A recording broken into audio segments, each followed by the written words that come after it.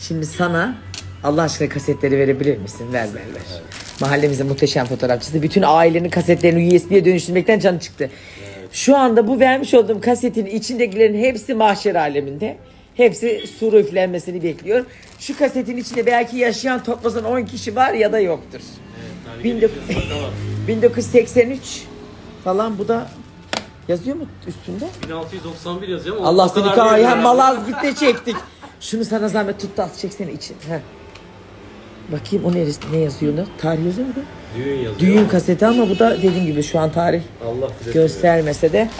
İnşallah USB'ye çevirdiğinde o gün neler yaşanmış ben de merakla bekliyorum. Bakacağız. Hadi bakalım.